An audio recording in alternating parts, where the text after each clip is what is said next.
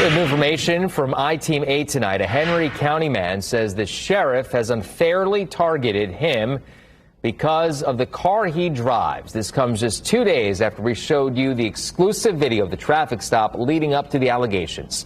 Today, our senior investigative reporter Richard Essex talked to the man at the center of that video.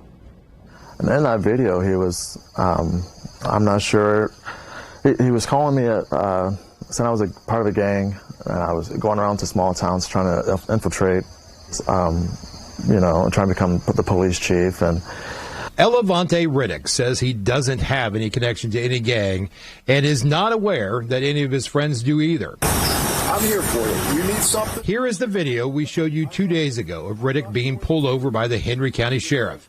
Riddick was on his way home in a retired police car he said he bought just a few days before. At the time he was pulled over, he was considering becoming a deputy marshal, and he had not seen the video until we showed it to him. Now he's like asking questions that doesn't even pertain to me driving without a license plate. He's asking about the lights in the car, the wires were cut. He's telling me about the problems he's had with small towns, pulling people over, and they're just making a bad name for themselves. None of this stuff pertains to me driving without a license plate anymore.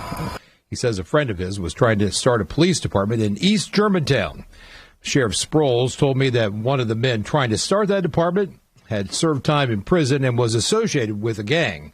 Riddick says that just doesn't add up. I know I used to work with him at the Newcastle prison. He was a corrections officer there.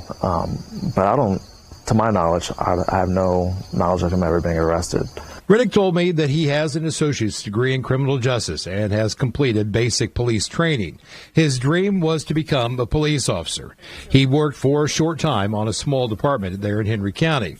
He was also convicted of impersonating a public servant in 2018. So there were red and blue lights on a green SUV.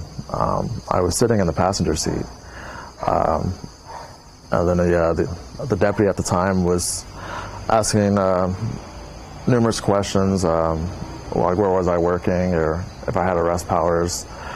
I don't remember the whole logistics of it. It's been a while, but I know there was, personally, I think that arrest should have never happened. Riddick says that he has given up on becoming a police officer, at least for the foreseeable future. He said when his car was towed, it cost him close to $700 to get it back. And he feels like he was targeted by the sheriff. In Henry County, Richard Essex, Wish TV, I-Team 8.